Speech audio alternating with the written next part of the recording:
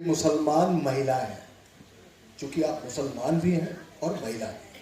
क्या आपको लगता है कि उनके बुर्के हटे हैं?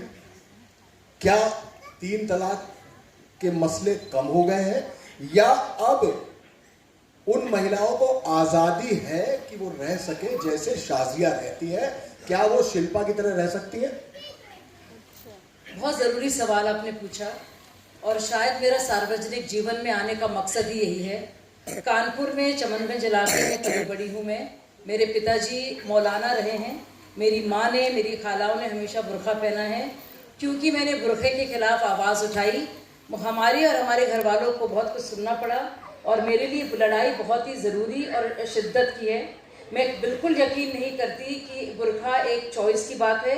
जब 13-14 साल की बच्चियों को बुर्का पहनाया जाता है, उनके घर में सारी औरतें बुर्का पहने हुए होती हैं और जब उनको ये एहसास किया जाता है कि अगर बुर्का आप नहीं पहनेंगी तो आप वर्चुअस नहीं हैं, आप सही नहीं हैं, आपके अच्छे घर में शादी नहीं होगी और आप अच्छी इंसान नहीं हैं और अच्छी मुसलमान नहीं हैं, तो मुझे लगता नहीं कि वो चॉइस होती है, या आप भी जानते हैं। लेकिन उससे पहले मैं इसके बारे में बात करूं क्योंकि ये मेरे दिल से जुड़ा हुआ मामला है। मोदी जी ने क्या कहा था, मुसलमान के हाथ में एक हाथ में होनी चाहिए कुरान शरीफ और दूसरे हाथ में कंप्यूटर।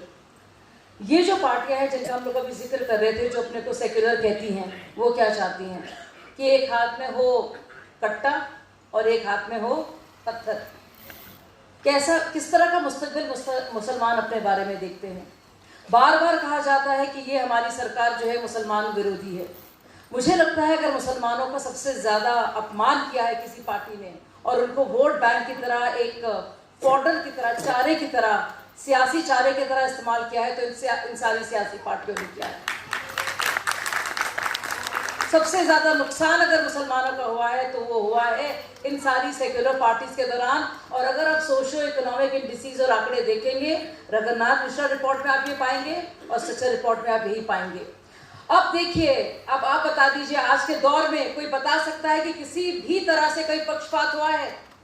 पीएम से लेकर, सीएम से लेकर, डीएम से लेकर, तहसीलदार से लेकर, पटवारी से लेकर, बीडीओ से लेकर, कि किसी ने सरकारी वेलफेयर स्कीमों में पक्षपात किया है कि भाई तुम हिंदू हो या तुम मुसलमान हो, या तुम अहिर हो या तुम जाट हो?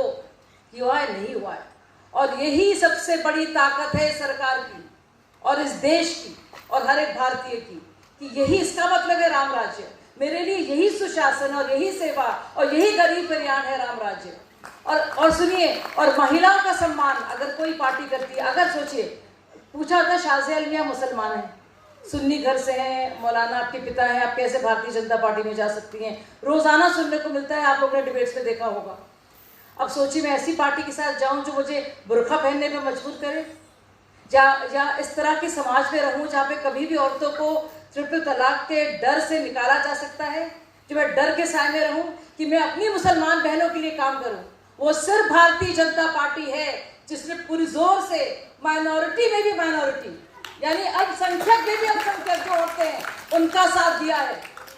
तो ये है सच्चाई हिंदू मुस्लिम एकता की। नहीं, मैं तो ये चाहता हूँ कि आज़ादी महिलाओं को इतनी होनी चाहिए कि मेरी तरह फटी जीन्स भी पहन सके।